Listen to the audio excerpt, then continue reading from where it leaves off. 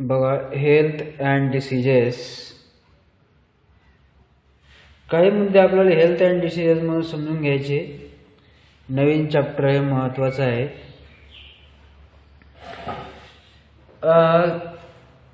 की आपल्याला what is mean by health and diseases. First introduction of health and diseases. Health goes not simply means. Health means simply absence of disease. म्हणजे आपण आपल्या शरीरामध्ये असणारा disease जे आहे तो काय absence राहणं, म्हणजे not is simply is health is absence of disease. Or physical fitness depends upon one terms of physical fitness. Importance point of physically is fit. In fact, physically fit means what role of fittings is depends upon physically fit. म्हणजे आपण भौतिक दृष्ट्या सुद्धा एक physical राहणं आहे किंवा निरोगी राहणं आहे म्हणजे आपली हेल्थ आहे. In fact, it is difficult to define health according to the words of Health Organization means WHO. What is meant by WHO? W means what? Words. H म्हणजे काय health and O means what? Is organization. Is WHO means WHO World Health Organization. म्हणजे WHO ला आपण काय म्हणतो की world health organization असं म्हणतो. Health is defined state to complete physically, mentally and socially. म्हणजे आपण तीन गोष्टीमध्ये तंदुरुस्त राहणं गरजेचं आहे. कोणकोणत्या?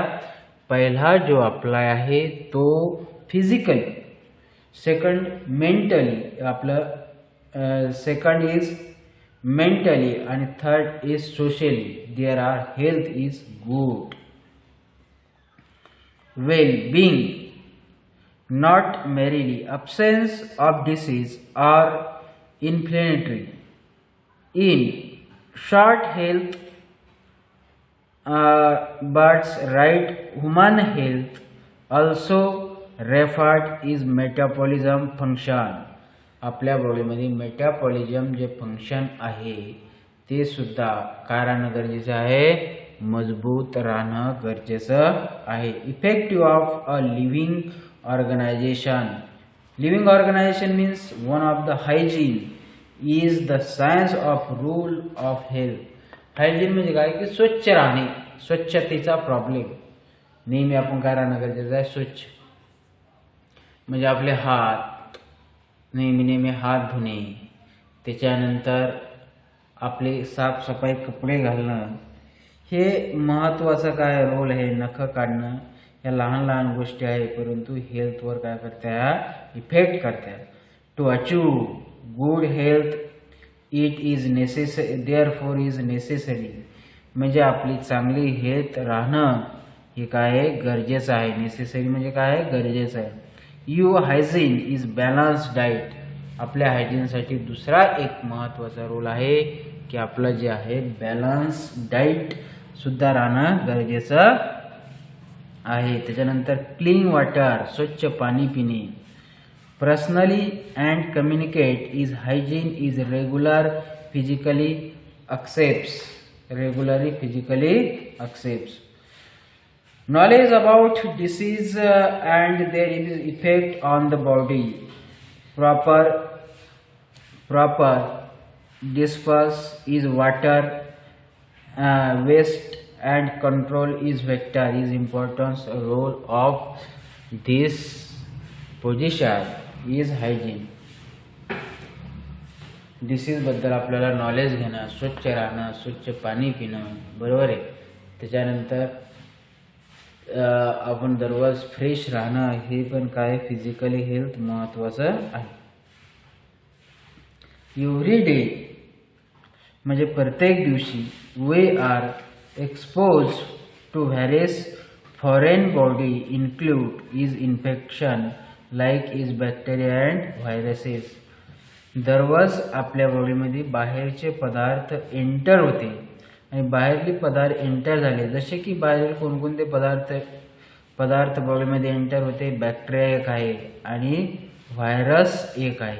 हे जे पदार्थ आहे आपल्या बॉडीमध्ये दररोज एंटर होते आणि याच्या विरुद्ध आपल्याला लढाईमध्ये एक बॉडीकर काय असते, क्षमता असते, म्हणजे त्याला आपण काय म्हणतो, इम्युनिटी पॉवर. ही सुद्धा एक आहे महत्त्वाचा रोल जो आहे बॉडीमध्ये निभवते. Must of is remain health. This is due to fact is human body has ability is resistance is almost and all time. ह्याही आपल्याला दररोज समजून घेणं आहे की कशा पद्धतीचं ऑलमोस्ट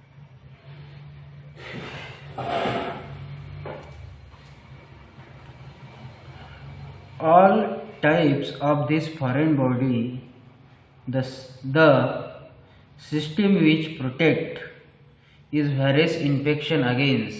आपली बॉडी सुद्धा या इन्फेक्शनच्या अगेन्स्ट लढत राहते, म्हणजे तिला आपण काय म्हणतो, this is called as immunity system. यालाच आपण इम्युनिटी सिस्टीम सुद्धा म्हणतो, म्हणजे आपली प्रतिकार शक्ती.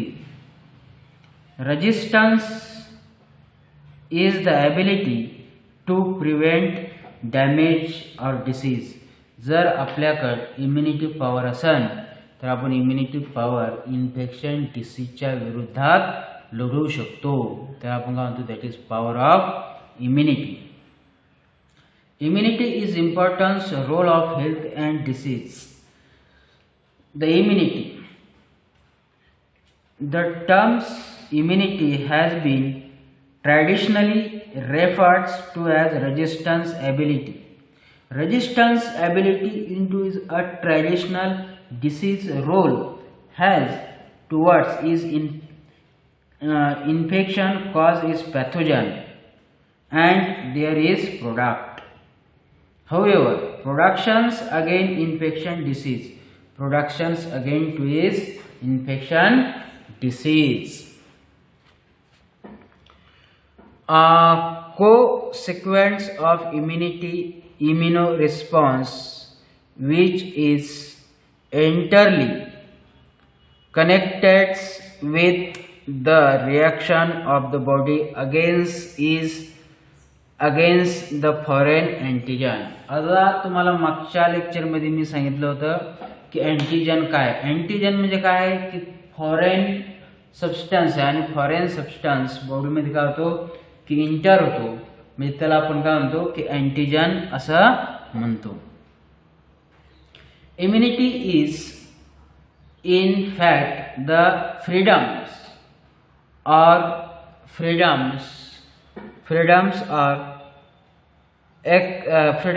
or expands this concept is immunity. यालाच आपण काय म्हणतो, कन्सेप्ट ऑफ इम्युनिटी सुद्धा म्हणतो. We have to the start by the Edward Jenner या नावाचा सायंटिस्ट आहे इन द इंग्लंड, म्हणजे इंग्लंडमध्ये हा सायंटिस्टना हा महत्त्वाचा रोल निभावलेला आहे. Develop cowpox vaccine.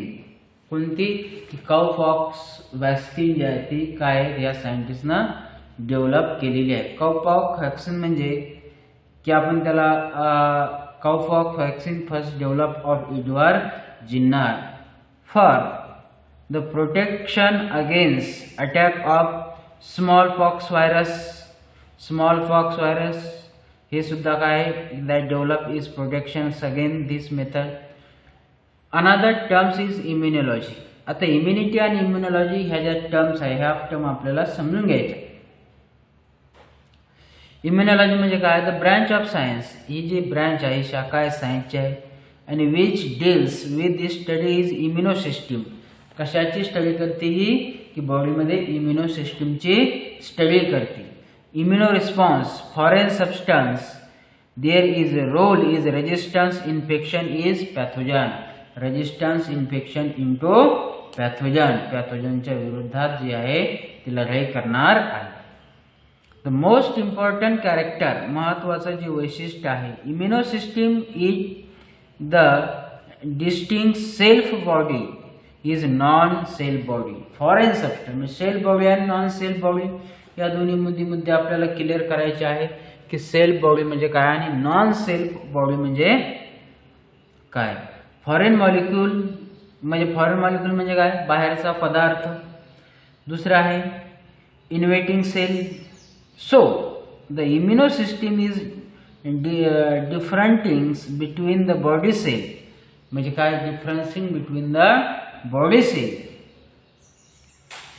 and the any foreign substance inviting is body capable to stimulating in immune response called as antigen. यालाच आपण काय म्हणतो, अँटीजन असं म्हणतो.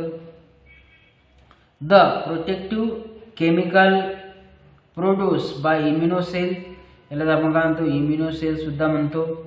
in the response to antigen is called as antibody.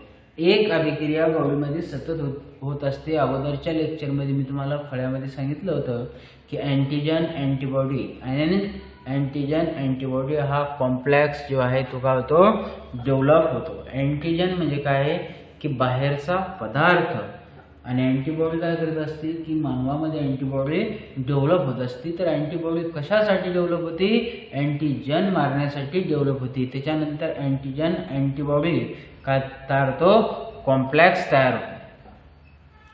Antibody that is fight into continuously antigen. आणि what is mean by antigen, antigen that is a foreign substance. This is called as antigen antibody complex. Is next lecture is types of immunity. आपण दुसऱ्या लेक्चरमध्ये types of immunity बघू.